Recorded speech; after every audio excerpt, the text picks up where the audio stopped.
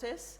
And the copious use of coupling agent is given so that you do not apply pressure on the globe when you are taking this. And the dosage of 20% sodium fluorescein is 0.04 ml per kg, or whatever works out to 8 milligram per kg can be given. And then you click picture in all the directions. Best is to get a video, and from video you extract the pictures. That works very well for these babies. You see the choroidal vasculature filling in, then the retinal vessels filling in, and you must focus at the junction of vascularized and avascular retina, and you would pick up a lot many things. And be careful that you have to be recording the temporal, nasal, and superior and inferior part of the field, and I do it under topical anesthesia, because general anesthesia, usually it's very difficult, and it works pretty well for these. Now, first you look at what you are going to see is you're going to see the choroidal vasculature also. You could pick up areas of hypofluorescence, which are surrounded by the area of hyperfluorescence. You could also pick up these watershed zones. We still have to see how they correlate with the final functional and morphological changes in the retina. But you do see lovely choroidal pattern, and then once you acquire the fluorescein angiography, you see the arteriovenous shunts can be seen, abnormal vascular branching can be seen, some hyperfluorescent leaking lesions can be seen. They have to be documented. Once it comes to explaining what a fluorescein angiography is, that would go as what zone you are seeing, the junction of vascular, avascular retina, and then what kind of leakage you are seeing. And it says that FFA increases the percentage of detection of treatable ROP, because it increases it to 40% from 22.2% of the cases which you diagnose clinically.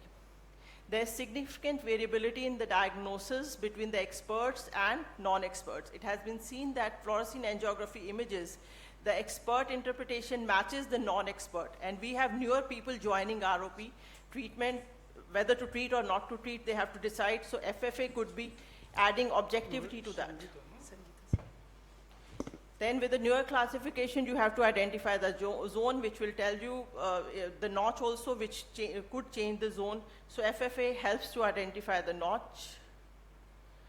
If you look at this, the clinical picture lower down, in fact, you would call it as zone 2 ROP. But once you do fluorescein angiography, you realize that it's just approaching the fovea, the center of the fovea, because of the notch, and similar is the next picture on the right.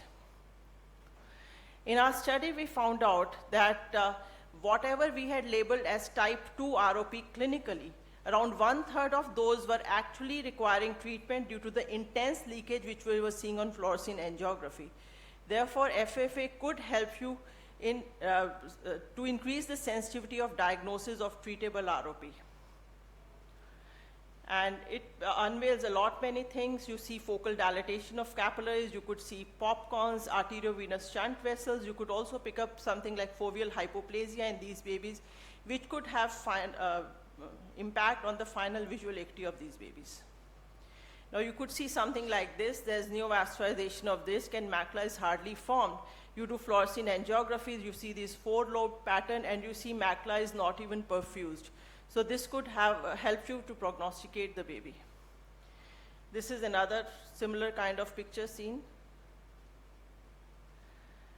And you tell us exactly like whether the fovea is perfused or not perfused. Looking at this tells you that you need to do FFA to prognosticate the baby, and tell the parents, well, the fovea has hardly got perfused, so whatever treatment we are going to do, we do not know about the vision, and the final, that saves you. I mean, medico-legally also it saves you.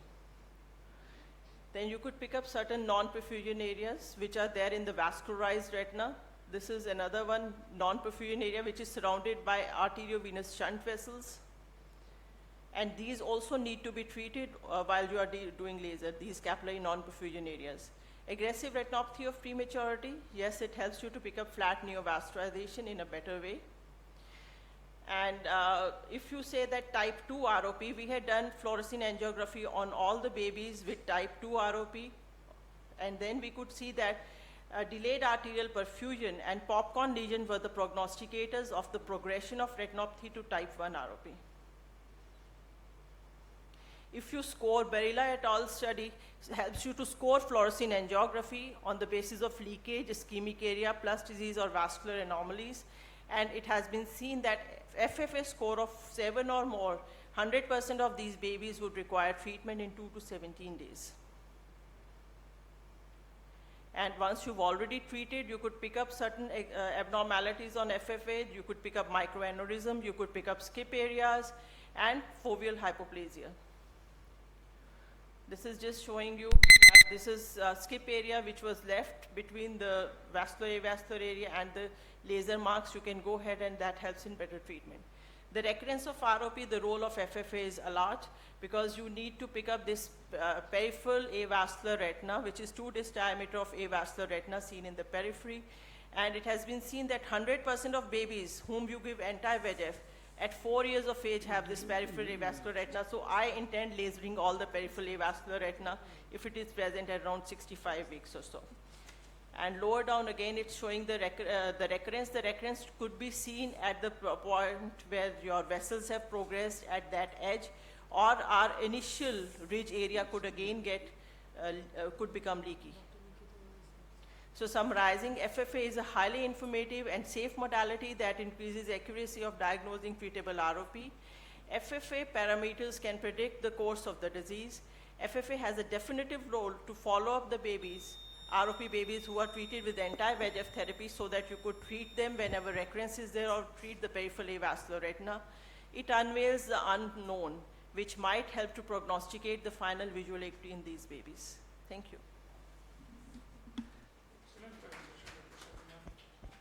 You see, FFA, it is not available in our center, in other centers also, but how beautifully she presented. So if you have any question, please ask her. And we have 2 presenters is not there, so probably we can ask few questions to her. And how frequently do you do FFA? Like, do you Look. pick up all the babies or just selective babies? Not all the babies. Initially, we started doing as a project on all the babies who get ROP. Okay. Okay, whosoever gets ROP, because we used to, we had to tell what babies, what are the predictors of development of type 1 ROP, because all the babies who get ROP don't land up in treatment. Yes. So that is the time we started doing it, but now we do it in select few. Okay. Thank you. And if I ask one question, Dr. Sabina, that how much you inject the fluorescent dye for the babies? 20% we take, sir, 0.04 ml per kg, which is very little. Initially, when I was injecting 0.1 ml, I said, well, it will not come. But then it comes beautifully. The moment you do saline flush, it comes. Okay. And that is the timing, that is, when do you do this? It is compulsory for every type 1 ROP patients or aggressive ROP patients? You So do this? it is not compulsory for anything. We yet have to come out with that kind of data. What we did was anybody who develops ROP at the initial stage type 2, we start seeing the patient is not plus disease, we do not know patient will progress or will regress, we would do FFA. Then in the end we came out with the data that all the babies with delayed arterial perfusion and popcorn lesions are going to progress to type 1 ROP. Madam, it's excellent presentation. We don't have Thank FFA at our center. I wish we did. Obviously, there's a lot of information to be extrapolated from that. But my queries were about the adverse effect. What are the adverse effects and side effects and unwanted effects that you have faced so far? None. We've had no side effects, no adverse effects. Though literature calls it, like if you do it for small kids, less than 5 years, they've picked up 0.57% of bronchospasm. That's the largest study on small babies, which is 349 babies they've done. But in our setup, we've not had any complication. So what are the precautions you take? Any extra precautions? Half an hour before the procedure, we feed the baby, that's it. What are the things we need to explain the parents before doing an angiography? Like, do we have like in adults we say that you might have some nausea, you might have some vomiting. The baby would have, first thing is baby gets a renal function test before we take up the baby for the procedure. Then we tell them that the urine is going to be yellow, slight skin discoloration would be there. But then the parents understand, and they are very happy looking at it. They would see, okay, this much of vessels have developed. So they see a dynamic kind of thing. You show them the videos, they feel, okay, whatever you're doing. In fact, that has increased the compliance of the parents to get the baby. So which machine you are using? That is it Redcam. Redcam only? Redcam. It is not available with Indian-made 3-netra? No, it's available now, sir. They have come up, we've done a trial cases on that also. It works equally well. Okay, But all these images were Redcam images. excellent. So we'll go to our next speaker. Thank you, ma'am. So our next speaker is Dr. Tariq Reza Ali. He will be talking on compliance to post-injection follow-up and laser in ROP babies and global data and experience in Bangladesh. Thank you, sir. Greetings from Dhaka, and we are really happy to be here, and I can see Dr. Srinivas is here, and always we see him, he's explaining his topic in a big conferences, and now we can see him sitting with us. We are really very happy to Dr. Srinivas to get you here. My topic is compliance to post-injection and post-laser follow-up in ROP babies. What do we mean by compliance? Compliance refers to the extent to which a person's behavior follows medical advice or corresponds with recommendations from the healthcare provider. And medication compliance means a degree or extent of conformity to the recommendations about day-to-day treatment by the provider with respect to the timing, doses, and frequency. Reversibly, if I tell that what are the factors which are barriers to the effective use of medicines, this includes poor provider-patient communication, inadequate knowledge about a drug, not being convinced of the need for treatment, and fear of adverse effects of the drug, and long-term drug regimens, and complex regimens that require numerous medications with varying doses. With this in mind, we wanted to do one retrospective study at our Bangabandhu Sheikh Mujib Medical University at Dhaka, 2021 to 2023, when all babies who needed treatment, we compiled the data from them. What we found that around out of 31% was type 1 ROP, and who needed 13% needed injection, and near about equal number needed laser, 4.52% needed rescue laser, and surgical intervention was needed in about 3% of cases. And the indications were that you see aggressive ROP was 130 patients, and this compliance about 42% of all the patients of type 1 ROP, and surgical need was 4.6% and 5.4% patients. Mean gestational age was 33 weeks, and mean birth weight was 1795 gram. The compliance to treatment, what is our topic is, you see 100% of the babies whom we advised for injection, they came for injection. And 90% of the babies requiring laser underwent the procedure. The follow-up, first day or second day follow-up was 100% injection in TVSF, and 1 week follow-up was 97%, 2 week follow-up for 64%, in 4th week it went again up to 91%, and then it declined by 85 in 8th week, 61 in 12th week, and 16th week 31% only. Follow-up schedule for laser, first week follow-up was 97%, second week was 100%, 4th week it declined to 65, and then slowly declined to 8th and 12th week. Rescue laser was needed in 43 patients. Do you think that this is a success? Yes, I feel this is a success. Why this is success? That is, the behind is establishment of ROP center by Bangabandhu Sheikh Mujib Medical University with collaboration with Orbis. And we procured one 3-netra in 2022. And you see the authority of Bangabandhu University, they are working with us. They are very happy to share their space and everything with us. So documentation and learning of the parents about the severity of the disease has been increased. Proper counseling was done by optometrists and our residents, and contact with the parents over mobile phone, and communication with other family members was needed. And another thing is, you see, treatment cost is very minimum in our center, only taka 3,000, which is near about 2,000 for injection 2,000 INR for injection anti-VEGF, and taka 6,000 for laser.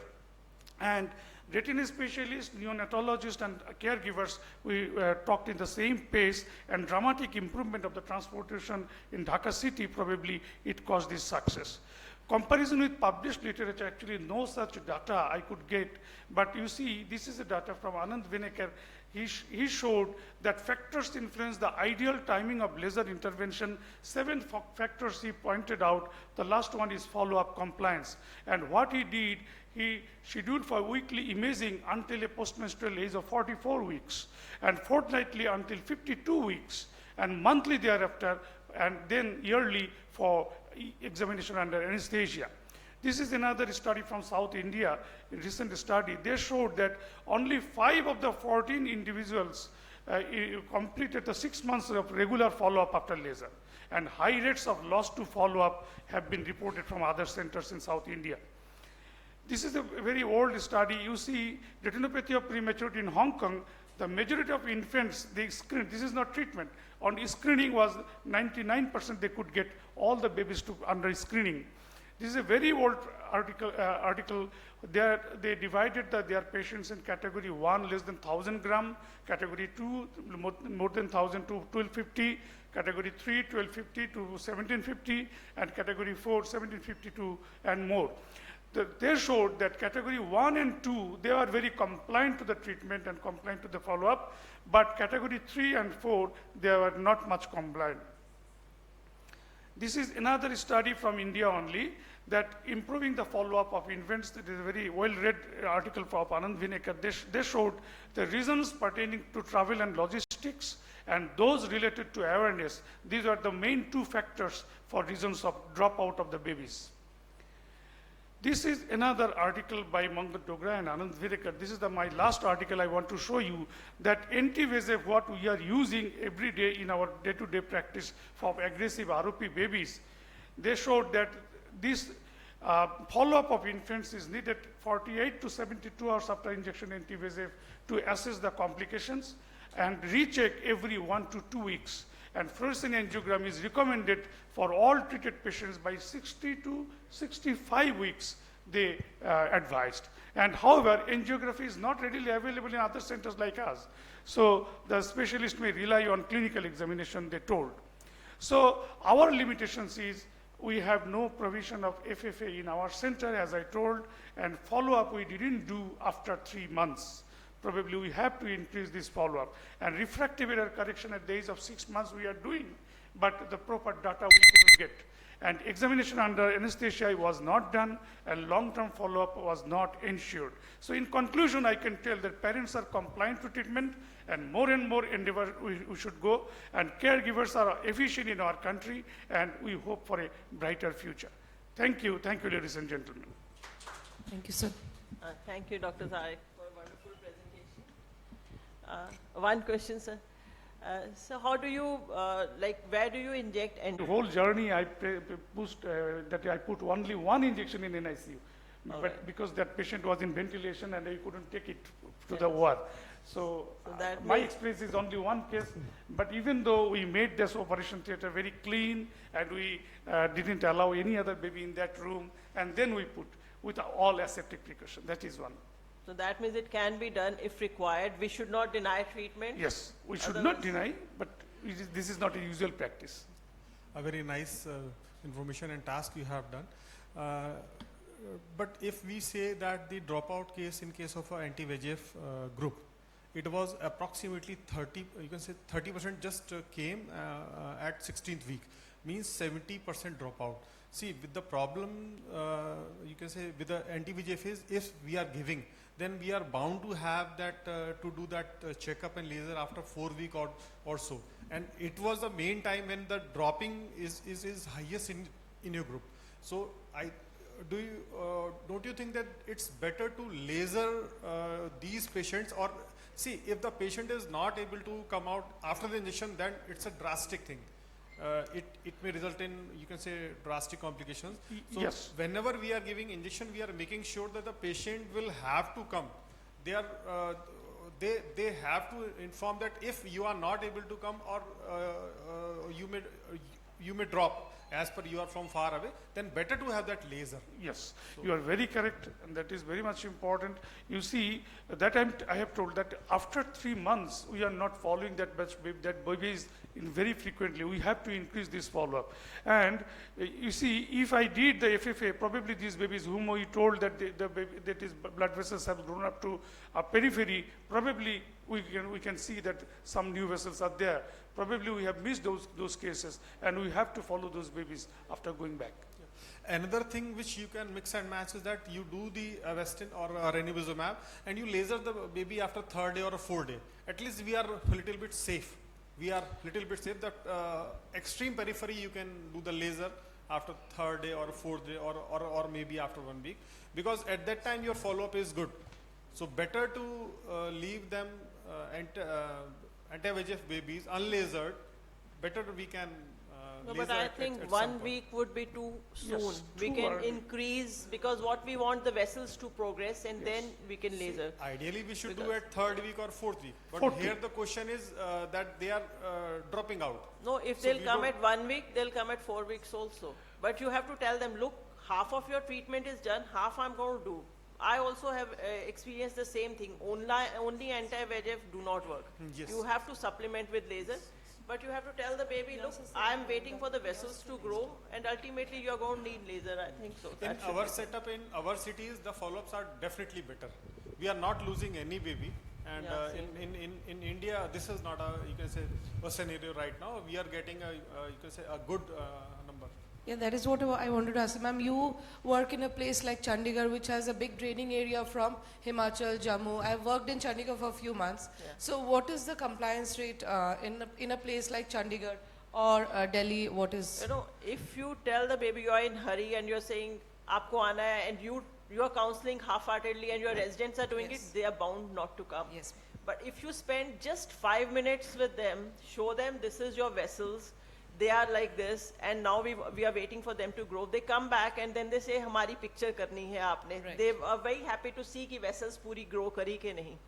So that kind of a thing. I think you just have to spend time with this, and we've had 100% compliance. There is no dropout. When we never had red camp, probably the dropouts were there because we were not showing them. Now they come and they. So FFA helped Red not Camp and FFA, FFA. just the Picture. clinical picture helped. Yeah, but see, the affordability is the issue. So what I do, that I always counsel the whole family. I don't counsel a single parent. I has always to be ask them both to family. come with your grandfather, grandmother, is important. whatever they have in that house. I always call them and counsel them collectively. Oh, that makes Good lot of idea. sense. Yes. Thank you. Thank you, sir. So, thank you, sir. We will go to our next speaker. I think one of the very important topics, because parents are worried about this only, refractive outcome of treated ROP cases. Dr. Nuzhat Chaudhary, please. Oh, yes. I think so. This is a new thing, I think, came to my mind that yes, we should.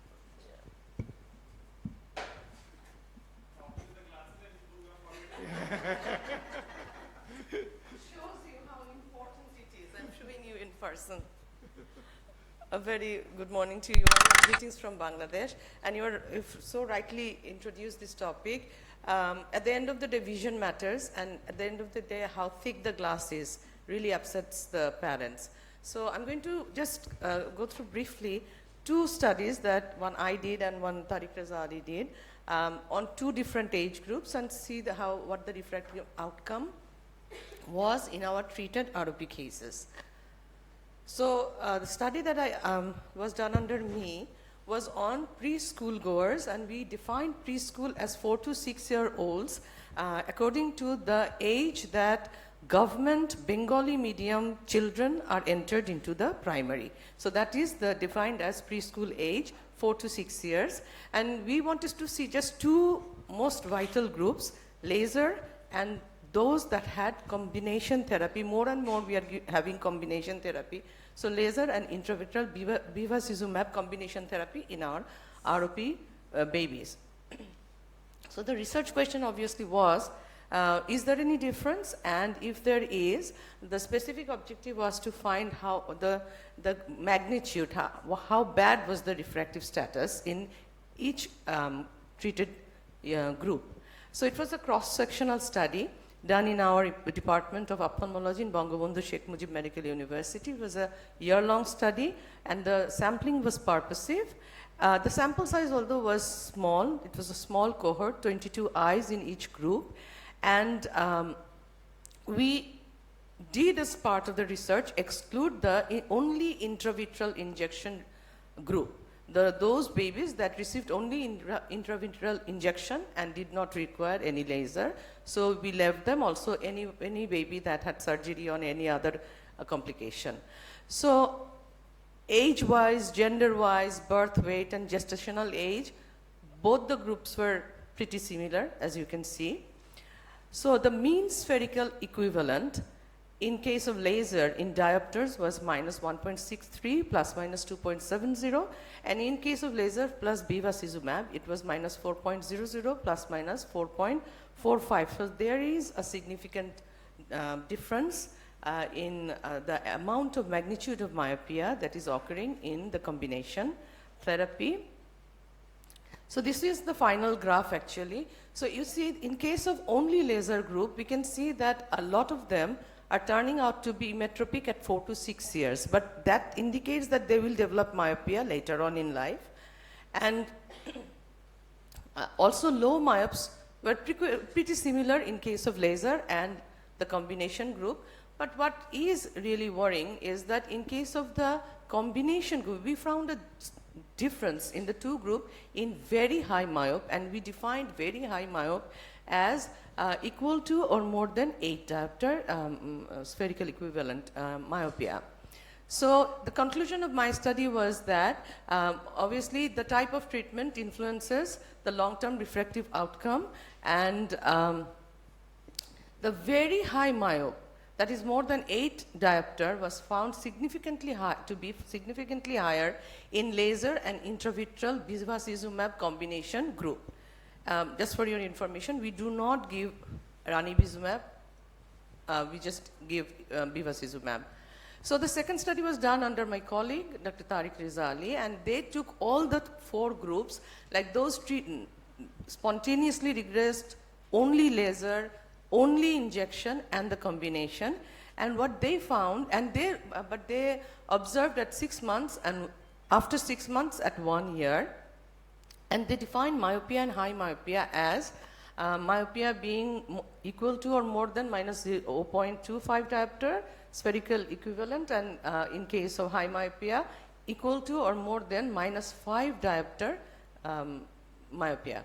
So as you can see, in only laser group, it's minus 2.5 diopter spherical equivalent, and in case of injection, it's minus 1.5 diopter, and in case of the combination here also, minus 4.5 diopter, and in case of the spontaneously regressed group, plus low hypermetropia, that is plus 1.25.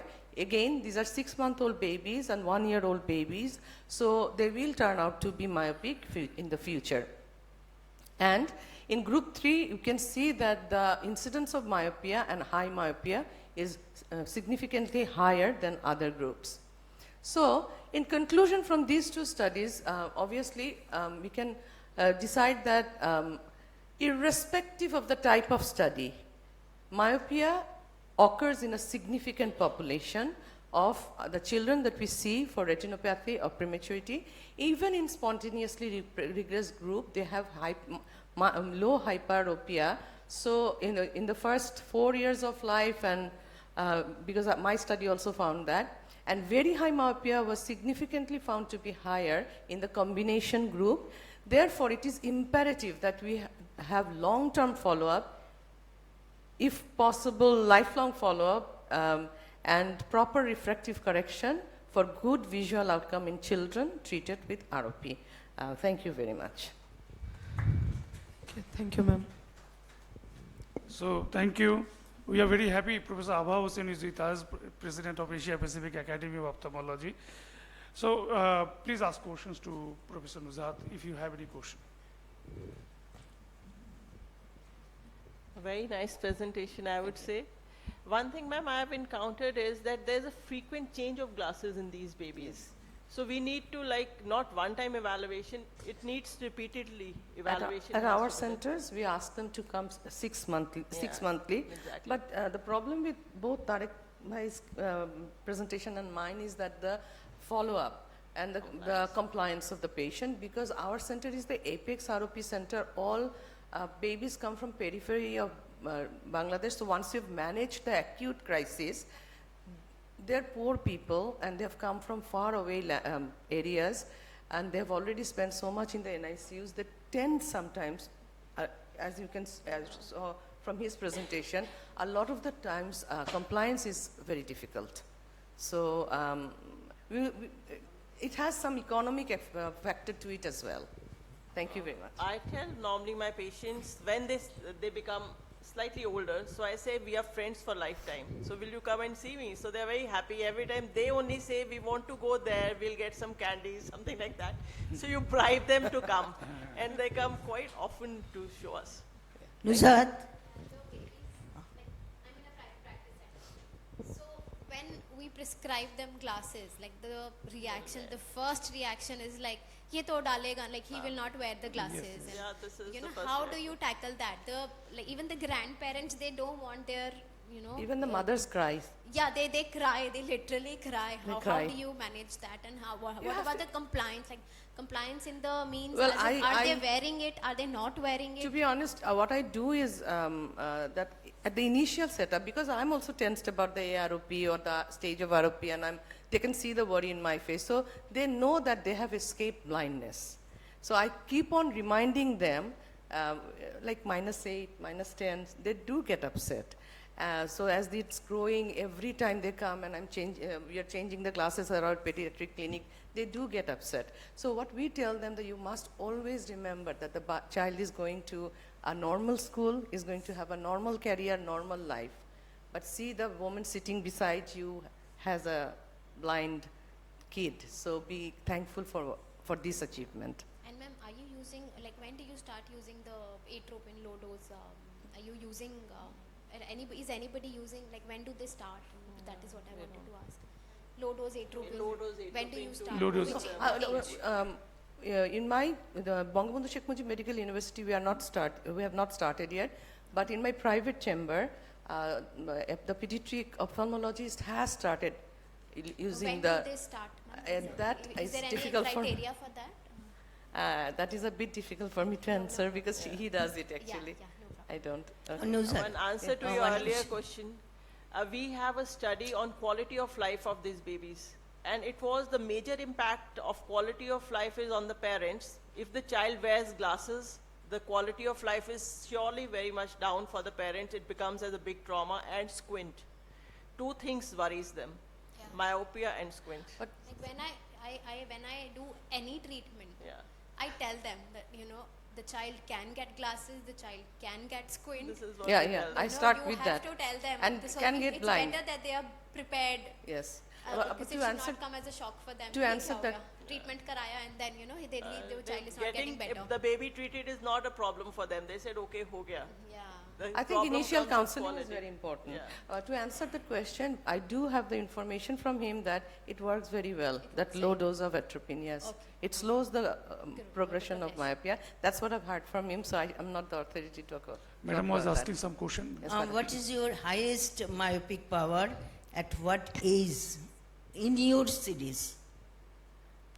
In my series, Yeah. that was -12. -12. Minus 12, 12. yes. At what age? 6 years, 6 years. yes. That means Very he high or myopia. she is continuing And class it's from progressing. which year? From 6 months, From 6 months. yes. Continuously. It's And, not that every visit, but Follow up is there. yes, most of these cases At that I've least shown, 1 year? yeah, I've only taken those cases that, that were coming for follow-up. A lot of them are lost to follow-up, but none of in this series, no. How much complication you get non wearing the glasses? It is there. It is there because it is true the babies don't want to wear the glasses. Sometimes the mothers cannot, and sometimes even the parents are not literate enough to understand the importance of wearing glasses. They also find it as a hindrance. Oh, he won't keep it or she won't keep it. And then you see that the squint is developing and one eye is already amblyopic, especially in case of a high anisometropia. So we do find it. And then you have to actually repeatedly counsel the mother and the parents and grandparents that it is important because they don't like the glasses. That's true. To answer your question, ma'am, That what I is- can tell that I have a baby, he is 11 years old and he has -11 diopter.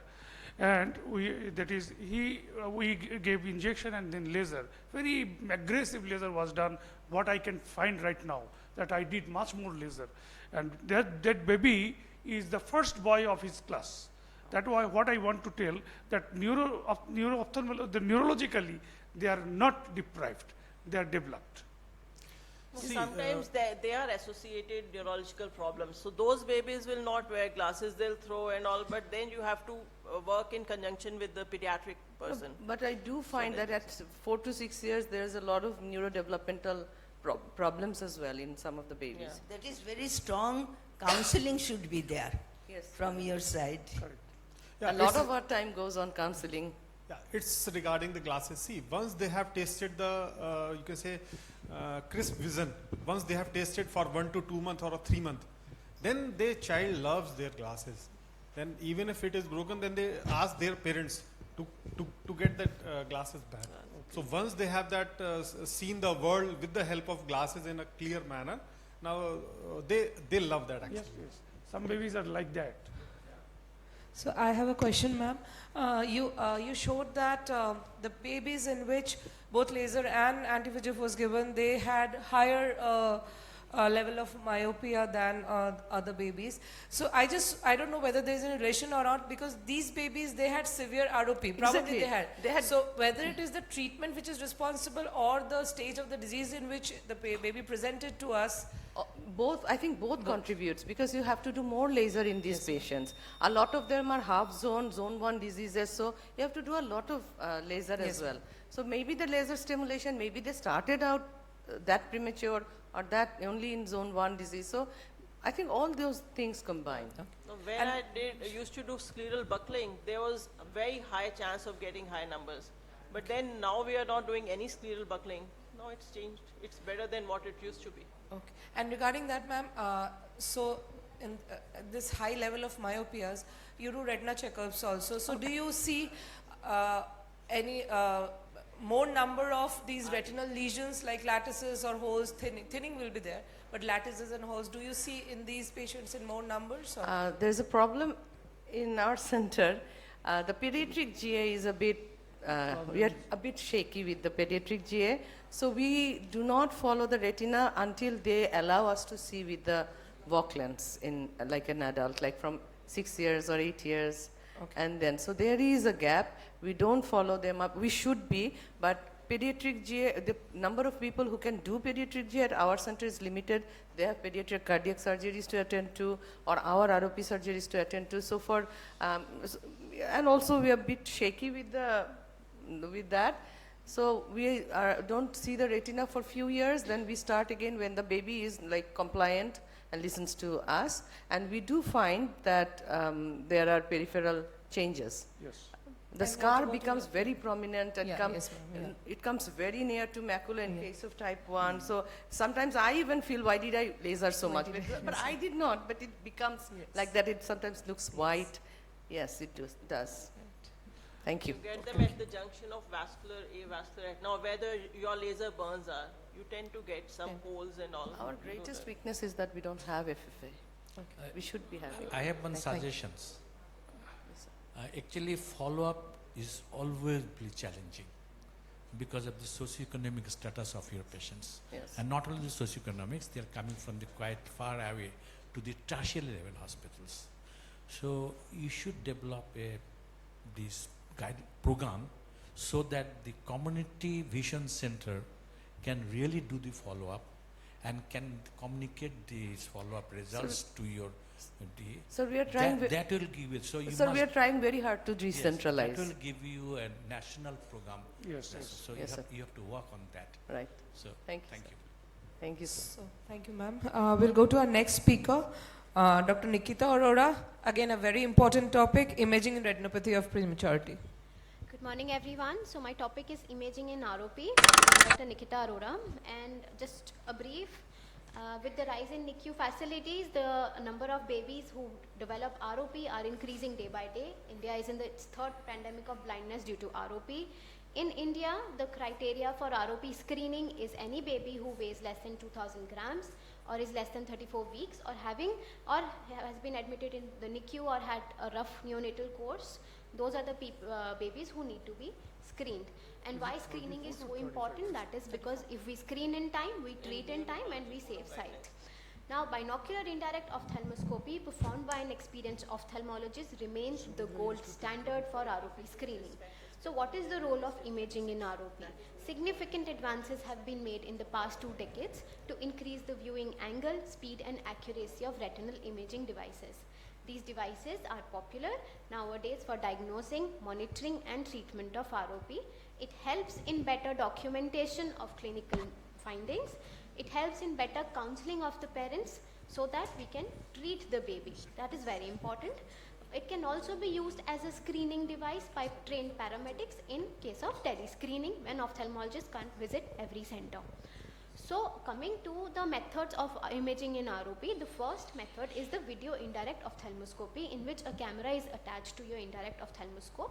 And so this is the earliest method. It is the modality with stereopsis, and you can change the magnification and field of vision by using different condensing lenses.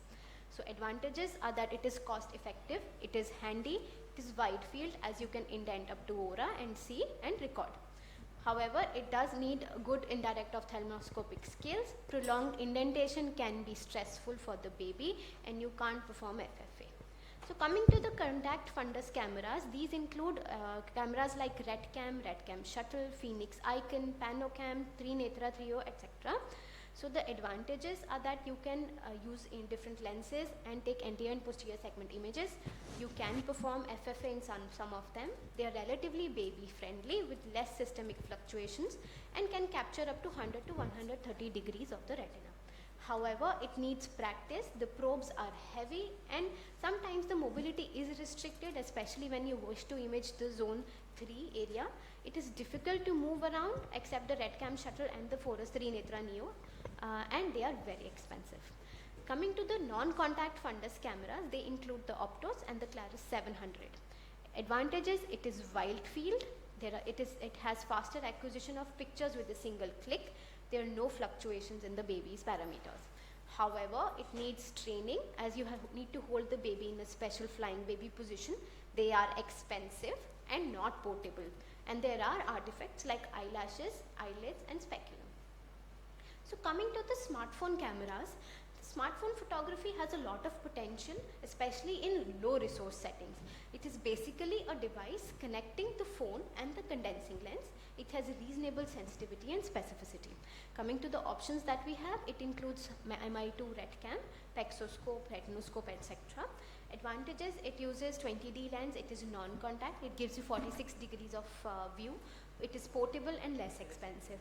Shortcomings: like any other device, it needs training, it is difficult to capture anterior segment pictures and needs attachments for lenses other than 20 diopter lenses.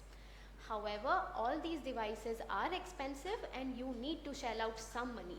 So what can budding ophthalmologists do for this? So I am going to tell you a method in which you can capture pictures without using any attachment.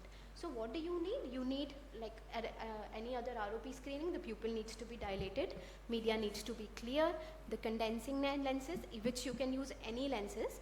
You need a smartphone with built-in for working flashlight and screening instruments. So what is the procedure? In this, when you are screening your ROP baby, like dilate the patient, position the baby, anesthetize with proparacaine eye drops, open the lids with help of your speculum, examine the patient using indirect ophthalmoscope and your lens. So that is the first step that you do. You examine the baby how you usually do. And once you have found the area which needs to be captured, you keep your lens in the same position. Now lift your indirect ophthalmoscope head, bring in your camera, switch it on video mode and switch on the flash. And instead of the light coming from the head of your indirect ophthalmoscope, you use your camera and put the light on the condensing lens. This is what you have to do. These are the iPhone settings, as I have an iPhone.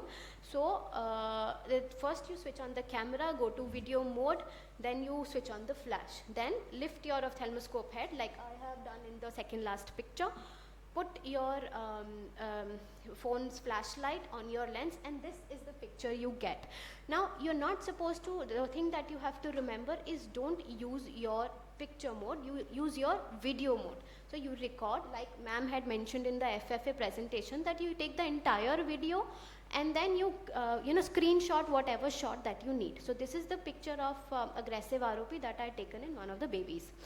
So what are the advantages? It is cost effective, it is handy, because everybody has a phone, everybody has a lens, whosoever is doing ROP, and it definitely helps in patient counseling. However, shortcomings, like all imaging devices, it needs practice. It is not wide field, but you can capture the periphery with the help of an assistant. Now I'm going to tell you how to do that.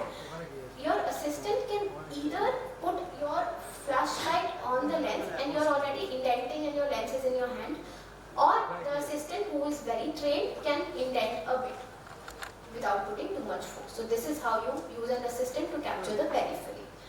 And another shortcoming is you can't perform fundus fluorescein angiography. So these are the few pictures that I've taken, few of them, showing plus disease, aggressive ROP, freshly lasered ROP.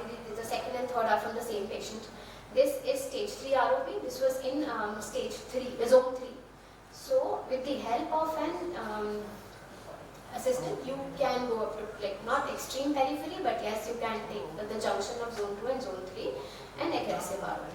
So to conclude, taking images helps in better documentation and also increases the parents' understanding of the disease and helps us in treatment counseling. Thank you.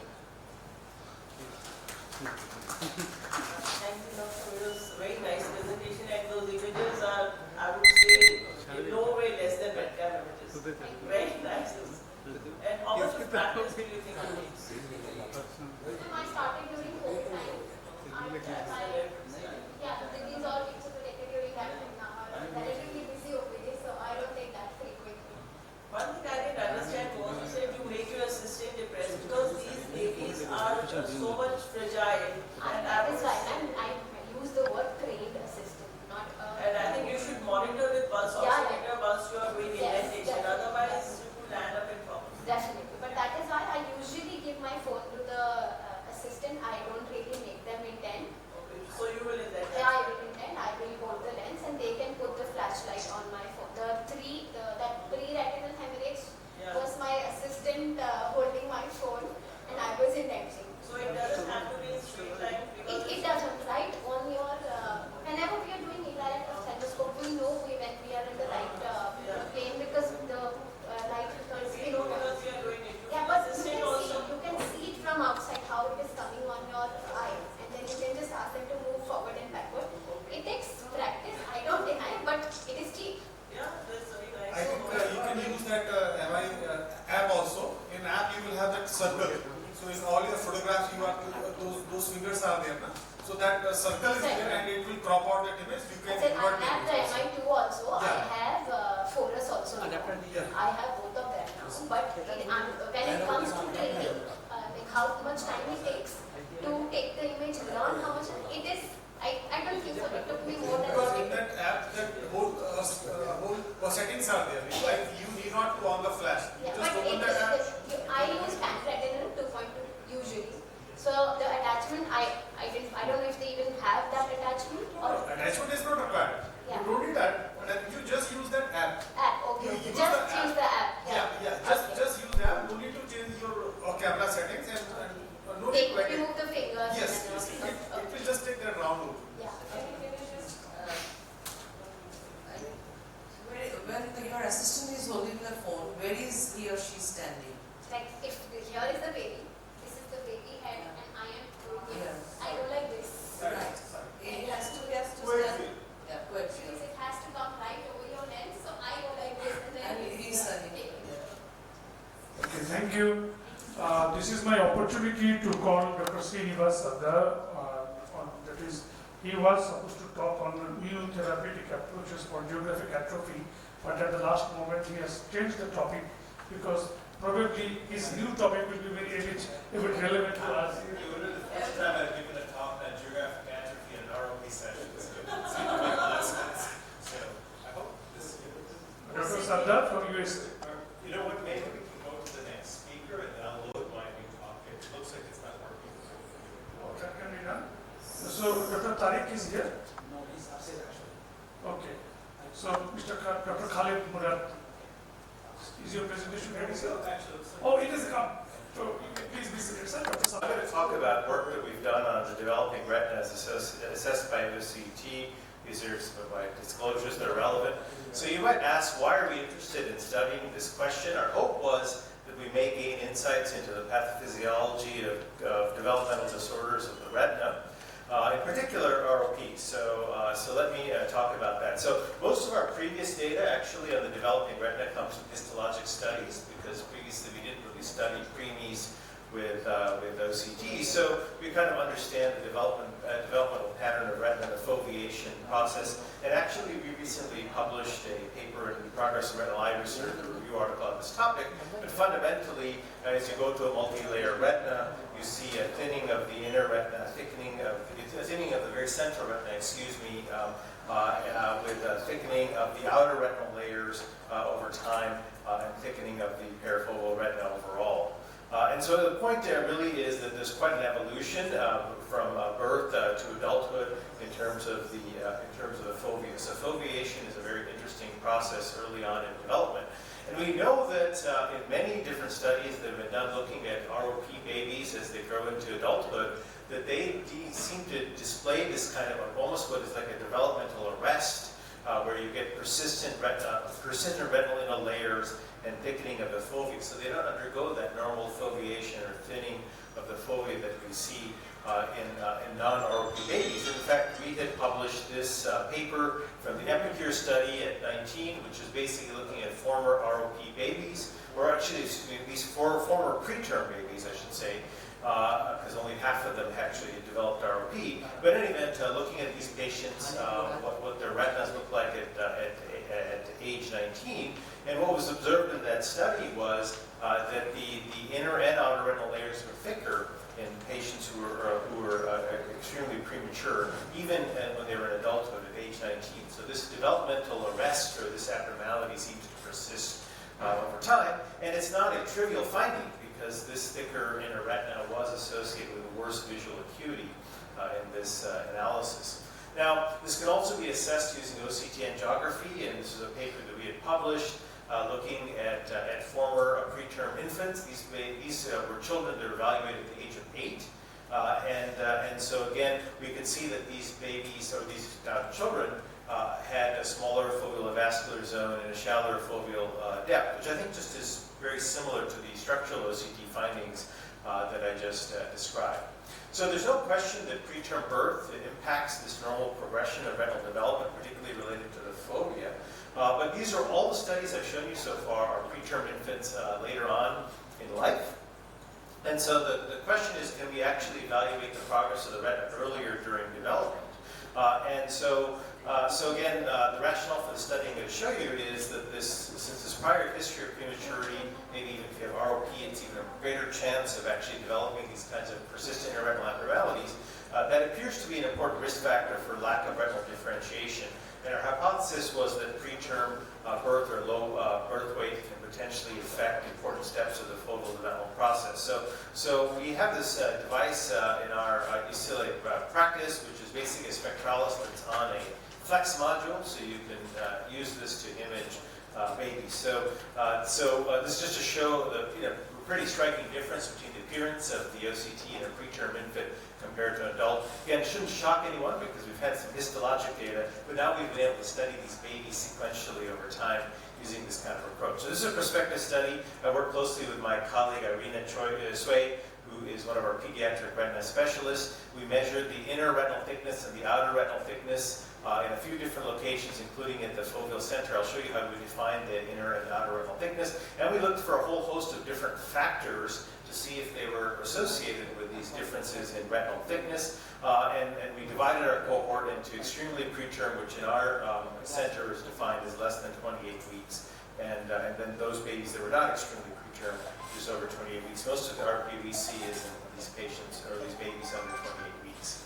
And so again, this is how we separated the inner outer retina. The inner retina was measured from the ILM to the outer border of the nuclear layer. So here you can see the differentiation between inner and outer retinal thickness. This is a very busy table, so please don't spend too much time trying to study all the numbers. I'll just essentially summarize to say that an extremely preterm column, this is the not extremely preterm column. What you can appreciate immediately is that the foveal inner and outer retina were thicker in the extremely preterm babies, and the parafoveal inner retina was thinner in these same babies. This is just to show the intervariable and multivariable analysis showing the relationship between these different factors that we consider gestational age, postmenstrual age, and birth weight, and these and the thickness. And the bottom line is postmenstrual age and birth weight were really the main predictors of the inner retinal thickness, and postmenstrual age was the main predictor of the outer retinal thickness. Again, this is the fovea that we're primarily concentrating on. This is just the same thing in the parafoveal region to show again that postmenstrual age and birth weight were the main predictors of inner retinal thickness, and postmenstrual age was the main predictor of outer retinal thickness. And this is just a correlation plot to show, again, that relationship between the thickness and the postmenstrual age.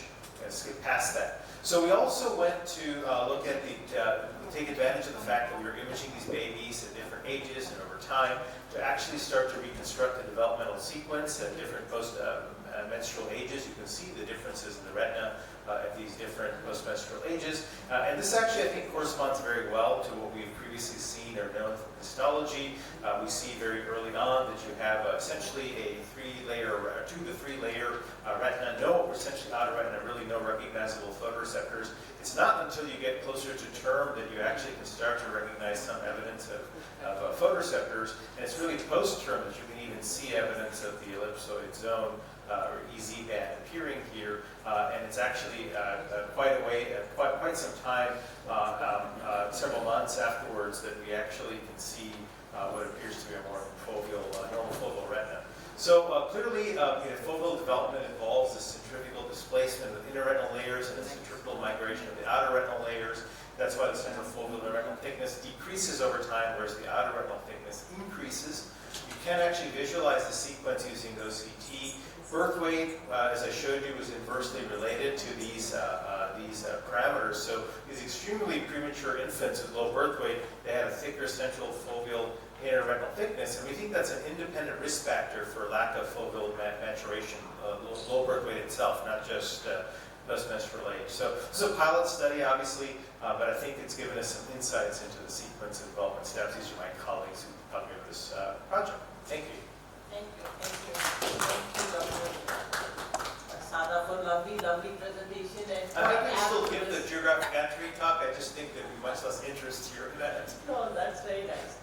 And one thing I wanted to ask, how about cystoid changes or foveal species changes? Because you didn't show that. Yeah, that's such a great question.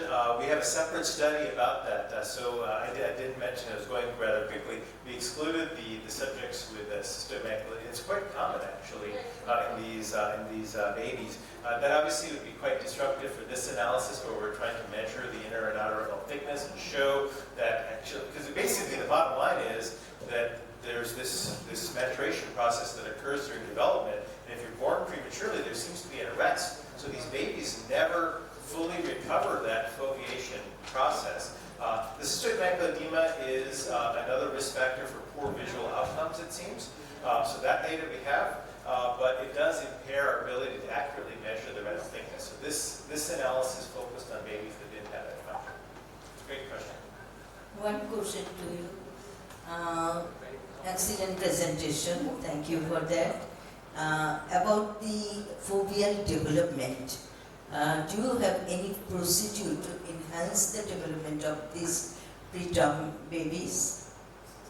Yeah, it's a great question. We don't have any idea how to influence that. We do, as I said, what's interesting is that even independent of the postmenstrual age, the birth weight itself seems to be an independent risk factor for lack of this kind of foveal development.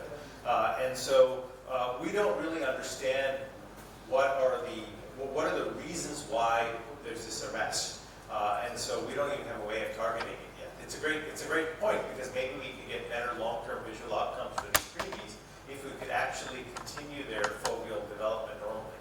Right now, there seems to be a permanent consequence. Thank you, Sandra. Thank you very much. So, some vision loss in working age adults. Actually, in Egypt, we have a lot of people with very high myopia, -20, -25, and big problem with vitreous complications, actually. So, surgical condition in such a situation, first, which is myopic traction maculopathy, MTM, which includes retinoschisis, foveal retinal detachment, lamellar or full thickness macular hole, and macular detachment. Of course, OCT is very demanding in diagnosis case. As we all know, MTM staging, stage 1 extrafoveal, then foveal, then foveal and extrafoveal, and then entire macula. Treatment for this actually is a gold standard. If the patient is complaining, his vision is not good, he has a metamorphosis, so we have to deal with vascular vitrectomy with retinal membrane peeling. About ILM peeling is controversial actually, because this is very dangerous. So several studies say we can do ILM with sparing, with foveal sparing, in order not to make it a full macular hole. About myopic macular hole, we have many options. First, macular buckle. I think this is more logical if you have some staphyloma, so we can push it from outside, and makes sense actually. Or we can do vitrectomy with epiretinal tissue, like putting ILM, which is very common, or human amniotic membrane, or anterior lens capsule if you are doing vitrectomy. You can do autologous retinal transplant, which is made by Dr. Tamer Mahmoud, or autologous rich fiber, or we did in my country now plasma leaching growth factor, which is very good success actually. Or we can put some retinal, some like human amniotic membrane, like Dr. Rizzo. There's some pictures of the macular buckle that like Ando-Rom or AGL macular buckle. We can remove only the ILM, that's it. So remove the traction, this is one option.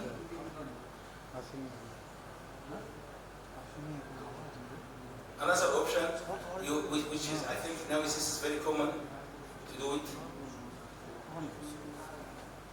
is ILM peeling. It's not working actually.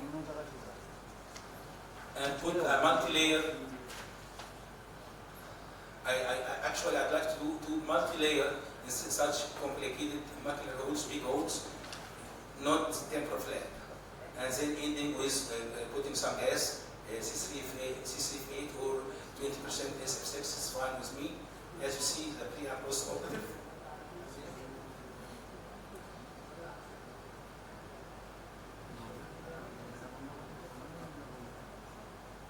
Completing my vitrectomy.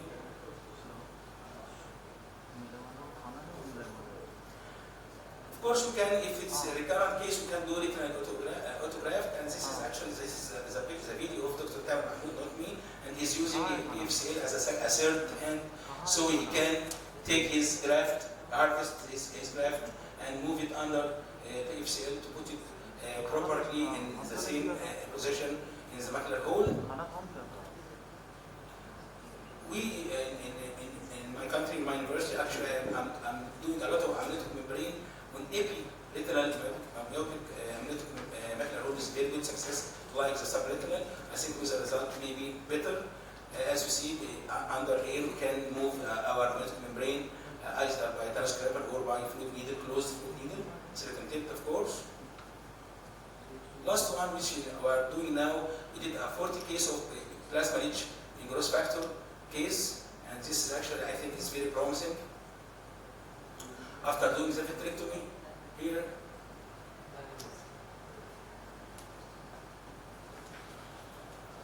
we remove the ILM. Actually, first we remove the ILM, and as you see, it's a very big hole. We put some supernatant plasma, 2 or 3 drops inside the hole, and wait for 2 minutes, and then remove this plasma, and then put what you repair, which is a matrix or a solid plasma H growth factor, prepared freshly in the same day.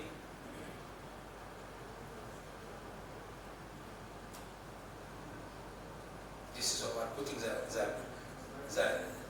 plasma here.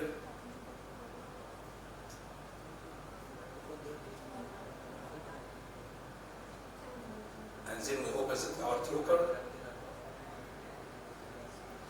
Put it through the trocar or remove the trocar and put this.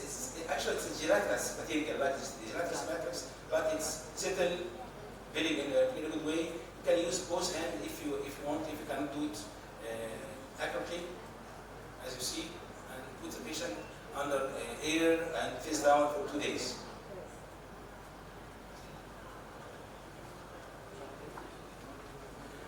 PRGF is characterized by moderate concentration of platelet, absence of leukocytes, and the use of calcium chloride for platelet activation.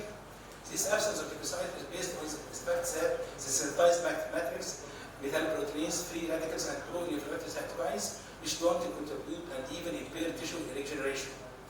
PRGF consists of supernatant is placed on the macula for 2 minutes, then aspirated, and then PRGF membrane, which is placed over the macular hole, is forced and gas was left as a component. As you see here, is a pre and post operative 3 months with an actually first case, second case, third case, fourth case, fifth case, sixth case, seventh. Very good result actually. And we have 10% failure, some from the patient didn't position in a good way, or the other with dissolution of this membrane. Last thing is myopic retinal detachment. As we know, we can do buccal or we can do vitrectomy with silicone or without silicone. I'd like to invite you to our Egyptian Scientific Society in April this year. Thank you. Thank you, Dr. Khaled. Actually, we are very short of time. Our last presenter, Dr. Jacob Chaco, could you please come? My experience of laser as an adjunct to anti-VEGF in IPC.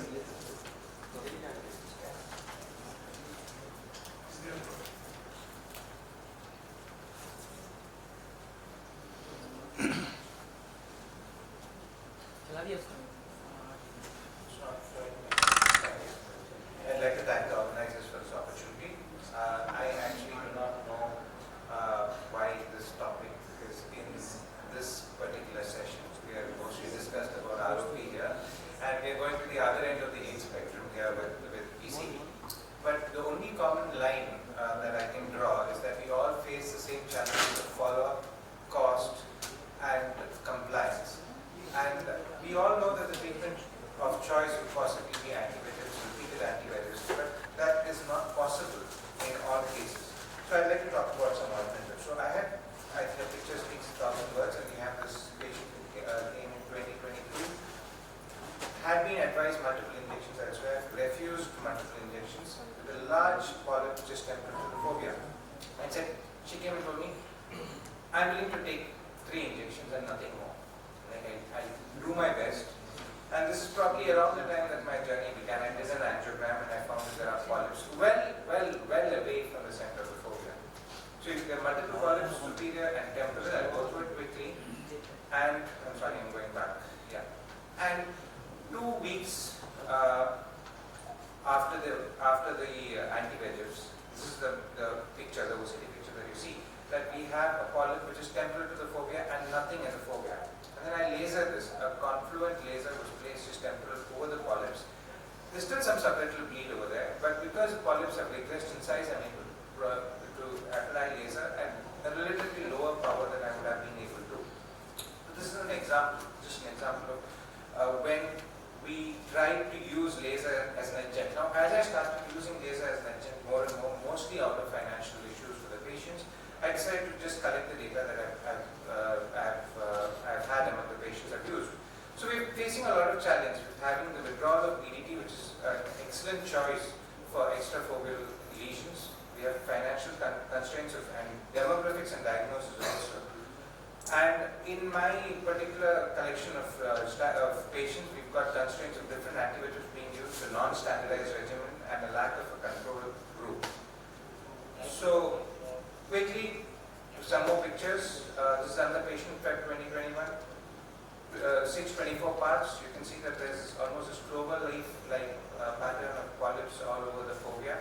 all over the macula, including the submacular region. Angiogram baseline showed multiple polyps, including at the fovea. One injection later, there's still fluid. I did laser to the extrafoveal lesions alone, despite the fact that there was still a subfoveal component. Visions now improved to 6/18.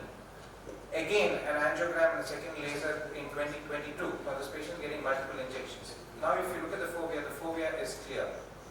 The fovea doesn't have any polyps. The fovea does not have any fluid. This is when I completed the laser, and 1 year, now the patient's on PR, and the patient's got a best corrected reflectivity of 6-9 parts. Now, this is the reason why I put this case is because it's such a great outcome. Most of our patients did not have such a fantastic outcome. But it is possible. Even in patients that seem a bit hopeless, it is possible to reduce the number of injections in extrafoveal lesions, get them to regress away from the fovea before you laser them, and destroy the existing polyps, the remaining polyps with laser. So this is another patient who had a polyp supranasally, a lot of fluid. I did laser for this patient, but there was recurrence. And then I shifted the patient to Peginix and augmented the laser. And after that, 2023 onwards, this patient's been on TRN with a vision of 6/6. Another large polyp at the center of the fovea, right in the center of the fovea. Gave a few injections. It regressed away from the fovea, and it is now a juxtafoveal polyp just inferior to the fovea. After a little bit of laser just at the edge of the fovea, we can see that this patient's now on PR, patient 6/9, on no injections for the past year. I have a total of 18 patients which we collected, and I gave an average of 2.38, so that's probably 2 to 3 injections before the first laser, and 3 injections after the laser. And we had an average visual gain of 2.7 lines, and we had 4 out of 18 patients requiring more than one laser. Each laser was preceded by an angiogram.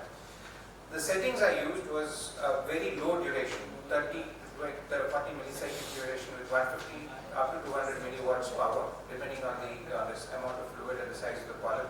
And I applied, if you look at the pictures there, they're confluent applications of laser. So one spot overlaps the other. It's like painting the lesion with laser. And we had 6 recurrences out of 18 patients, and the average time to recurrence was 3 months, and we had multiple recurrences in 3 out of 18 patients, which we shifted to Peginix.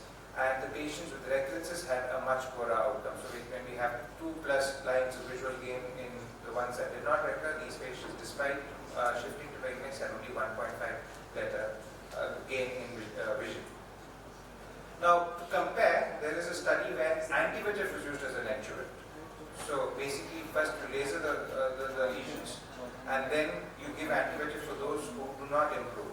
And as you can see that they achieve stability in 50%, but improvement in only 25%. And this was ICGA guided in non-treatment naive patients. And they gave, in the end, 3.66 injections and 1 to 3 sittings of laser. So if you look at it, I would say that this is a suboptimal outcome compared to giving anti-VEGF first. And as time has gone by, I think we have started giving anti-VEGF for the disease first, whether it's DME, whether it is a BRVO, before we shift to giving a grid even at any point of time. We've all shifted to using laser as an adjuvant rather than laser as a primary treatment. And I think by shrinking the polyps, as you look at the photographs, by shrinking the polyps, getting them to move away from the center of the fovea, we can provide better visual outcomes, a quicker resolution, and a reduced recurrence, especially in patients where we can get the lesion well away from the fovea. If I'd be happy to take some questions if there is time, but I think I'm short of time. Yeah, thank you, Dr. Jacob. We don't have any time, so we are not going to discuss. Actually, may I ask our presenters to come forward and take a picture, and thank you, the learned audience, to be here and make our session successful. Thank you.